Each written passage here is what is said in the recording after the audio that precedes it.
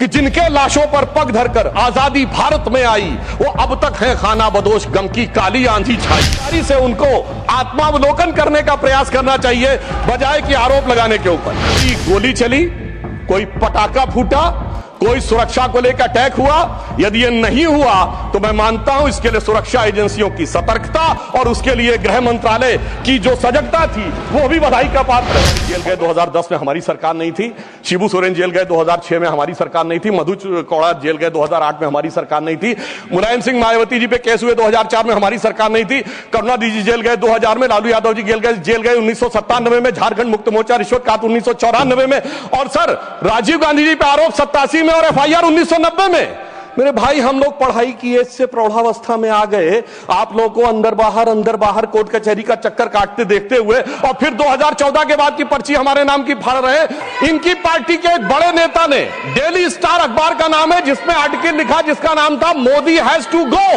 मैं पूछना चाहता हूं कांग्रेस के नेताओं को, बांग्लादेश के अखबार में यह लिखने की आवश्यकता क्यों पड़ी मोदी हैज टू गो, और इसका और जीत का क्या कनेक्शन है, यह मैं प्रबुद्ध सांसदों के विवेक के ऊपर छोड़ता हूं। और मैं दूसरी बात कहना चाहता हूं, यह चिंता सिर्फ हमारी नहीं थी सभापति महोदय, मैं एक वाक्य कोट करना चाहता हूं, और वाक्य है, the infiltration has become a disaster now.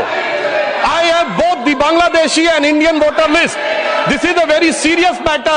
I would like to know when it would be discussed in the House. Sir, आपको पता है किसने बोला था? ममता बनर्जी 4 अगस्त 2005 इसी भारत की संसद में बोला गया। अब बताइए, तब ये कहते थे और आज ये कर रहे हैं। इसे कहते हैं कि देख तेरे संसार की हालत क्या हो गई भगवान, कितना बदल गया इंसान। अब मैं ये भी कहना चाहता हूं, इसी भाव के अनुसार जो पूरे संसद का विचार था, जब माननीय गृह मंत्री जी सीए का विचार प्रस्ताव लाए तो उस समय पूरे देश में शाहीन बाग बनाने का प्रयास किया गया और नाना प्रकार के आरोप प्रत्यारोप लगाए गए कि अमुक को क्यों नहीं दिया जा रहा है, दूसरे को क्यों नहीं दिया जा रहा है। तो मैं बताना चाहता हूं, जो लोग हमसे उस समय पूछते थे कि सीए का लेजिस्लेशन जो होम मिनिस्ट्री लाई थी उसमें प्रोसिक्यूशन क्यों नहीं दिख रहा था, तो मैं उनसे कहना चाहता हूं, अब तो कम से कम बांग्लादेश की घटनाओं के बाद माफी मांगनी चाहिए कि प्रोसिक्यूशन नहीं दिखाई पड़ रहा था जिन लोगों को। उनके लिए मैं अटल जी की कविता की वो पंक्ति कोट करना चाहता हूं कि जिनके लाशों पर पग धरकर आजादी भारत में आई, वो अब तक है खाना बदोश, गम की काली आंधी छाई। हिंदू के नाते उनका दुख कहने में तुम्हें लाज है आती, तो सीमा के उस पार चलो सभ्यता जहां कुचली जाती।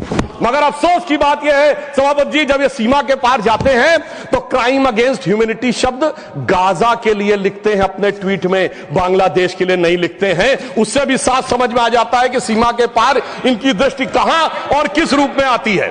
अब मैं यह भी बताना चाहता हूं, जो हमारे साथी ने कहा कि गृह मंत्रालय हस्तक्षेप कर रहा है किसी राज्य में, परंतु मैं बताना चाहता हूं गृह मंत्रालय ने हस्तक्षेप नहीं किया, राज्यों ने हस्तक्षेप किया है। गृह मंत्रालय में नागरिकता को लेकर कानून बनाना केवल केंद्र सरकार का अधिकार है और संबंधित मिनिस्ट्री है गृह मंत्रालय। और जब नागरिकता को लेकर सीए कानून बना तो एक नहीं अनेक राज्य विधानसभाओं ने उसके विरुद्ध प्रस्ताव पारित किया।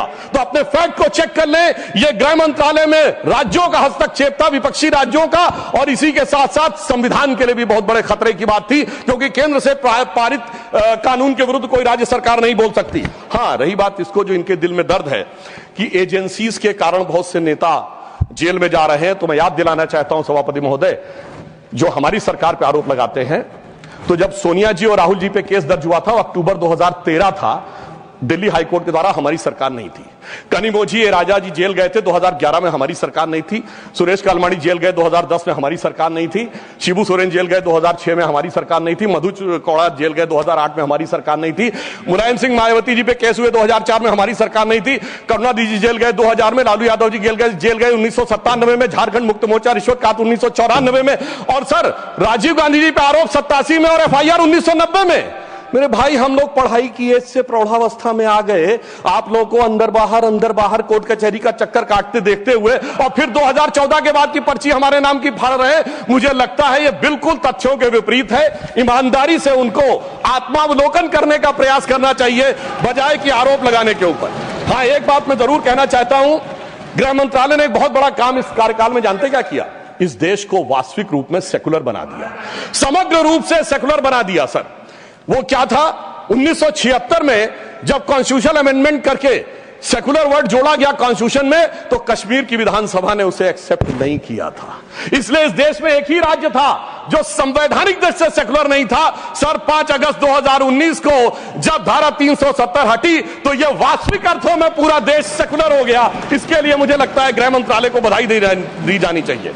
और एक और मैं बात कहना चाहता हूं सर, अभी विश्व का सबसे बड़ा आयोजन कुंभ मेला हुआ।